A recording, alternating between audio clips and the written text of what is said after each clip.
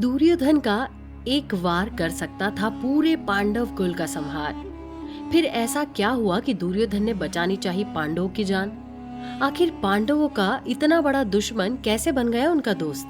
आखिर दुर्योधन ने उतारा पांडवों का कौन सा कर्ज?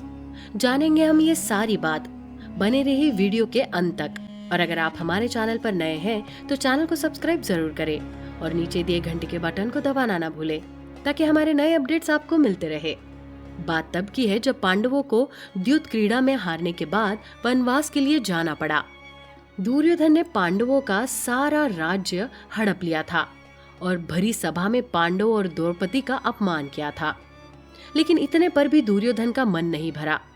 जब उसे पता चला कि पांडव इंद्रप्रस्थ के पास के द्वैत वन में निवास कर रहे हैं, तो उन्होंने पांडवों को नीचा दिखाने की योजना बनाई। दुर्योधन और उसके साथियों को ये युक्ति सूझी कि क्यों ना वन में जाकर अपना शक्ति प्रदर्शन किया जाए और पांडवों को नीचा दिखाया जाए। योजना ये थी कि इंद्रप्रस्थ में मौजूद अपने पशु वगैरह संपदा गिनी जाए और इसके लिए एक बड़ा लश्कर तैयार किया गया।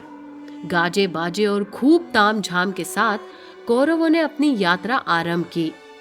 जंगल में इतना शोर सुनकर पांडव समझ गए कि कौरव उन्हें परेशान करने की नीयत से जानबूझकर जंगल के रास्ते जा रहे हैं। पांडवों ने निश्चय किया कि वो कौरवों के काम पर ध्यान नहीं देंगे। यहाँ पशुओं को गिनने के बाद कौरवों ने द्वैत वन में जल क्रीड़ा करने का निश्चय किया। इसके लिए उसने अपने सैनिकों को द्वैत वन के सरोवर से पानी लाने को भेजा।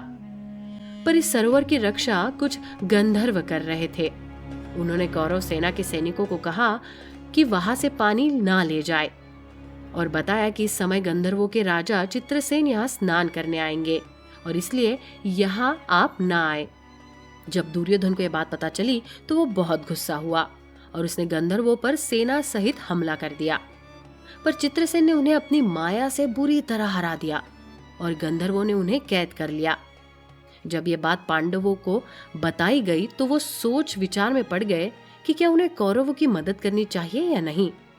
पहले तो सबने इसका विरोध किया, पर युधिष्ठिर के कहने पर अर्जुन कौरवों की सहायता करने को तैयार हो गए।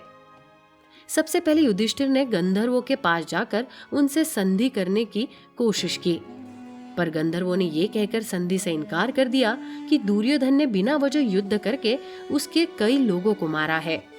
जब उनको समझाने की सारी कवायद असफल हो गई तो अर्जुन ने गंधर्वों के साथ युद्ध किया और अकेले ही सभी गंधर्वों को हरा दिया। अर्जुन की वीरता से प्रसन्न होकर गंधर्वों ने सभी कौरवों को छोड़ दिया और कौरव बहुत शर्मिंदा होकर पांडवों से मुंह छिपाकर जाने लगे।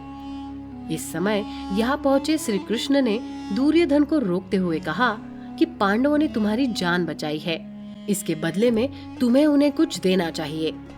दुर्योधन ने पूछा कि मैं उन्हें क्या दूं? तब श्री कृष्ण ने उनसे कहा कि भीष्म पितामह के पास 5 दिव्य सोने के तीर है, वो तुम्हें पांडवों को दे देने पड़ेंगे। कृष्ण के कहने पर दुर्योधन ने भीष्म पिता के तरकश से 5 सोने के तीर निकालकर पांडवों को दे दिए।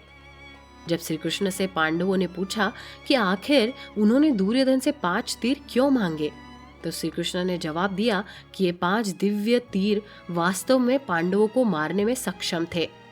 वास्तव में सारे बाण दिव्यास्त्र थे जो 5 पांडवों को मारने के लिए पर्याप्त थे। अगर भविष्य में पांडव और कौरव के बीच युद्ध होता है तो कुरुवंश से जुड़े होने के कारण भीष्म पितामह को कौरवों की तरफ से लड़ना पड़ेगा और ऐसे मौके पर ये तीर पांडवों के लिए मारक हो सकते हैं। इसलिए उन्होंने दुर्योधन से ये तीर मांगे। वैसे तो दुर्योधन ही सारी दिक्कतों का जड़ था, लेकिन यहाँ इस तरह जाने अनजाने दुर्योधन ने पांडवों की जान की रक्षा की। तो कैसे लगी आपको ये जानकारी? हमारी ऐसी सच्ची और रोचक जानकारियों के लिए हमारे चैनल पर बने रहिए। आप देख रहे हैं द भक्ति, क्योंकि भक्ति में ही है असली शक्ति।